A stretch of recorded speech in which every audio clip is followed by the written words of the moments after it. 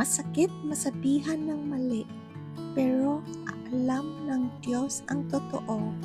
Naranasan mo bang masaktan dahil mali ang pagkakaintindi ng iba sa iyo? Minsan, pinakamasakit ay kapag hindi ka naiintindihan ng mga taong mahal mo sa buhay. Lalo na kung mabuti naman ang intensyon mo. Malinis ang puso mo, pero mali pa rin ang tingin nila sa iyo.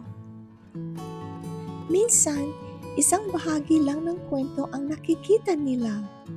Maaring hindi nila maintindihan ang iyong katahimikan, mga desisyon, hangganan o kahit ang kabutihan mo.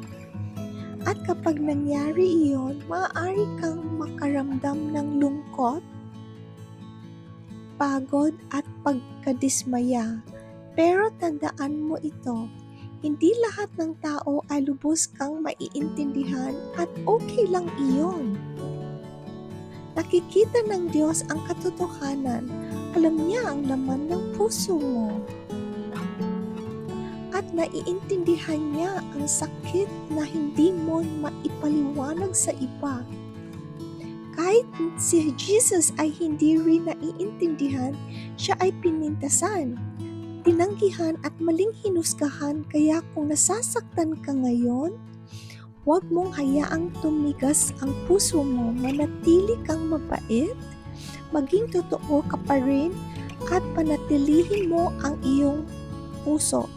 Hindi mo kailangang ipaliwanag ang sarili mo sa lahat ng tao.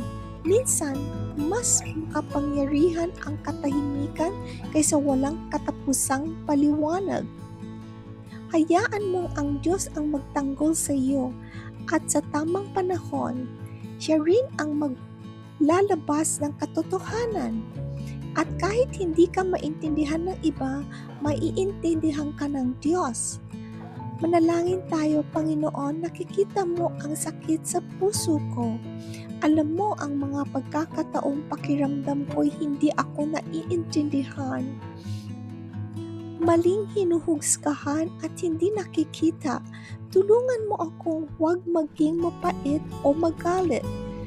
Bigyan mo ako ng kapayapaan kapag hindi ako naiintindihan ng iba.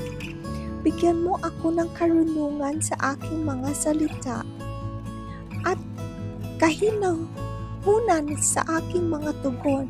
Ipaalala mo sa akin na lubos mong kilala ang puso ko. Tulungan mo akong magtiwala sa iyo kaysa laging humahanap ng approval ng tao. Sa pangalan ni Jesus, Amen.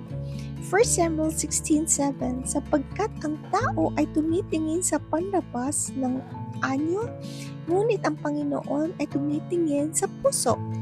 Kung ipinagpala ka ng panalangin ito, mag-like, mag-share, comment, mag-subscribe para sa mas marami pang araw-araw na panalangin at pampalakas ng loob. Maraming salamat po sa susunod na video. God bless. Bye!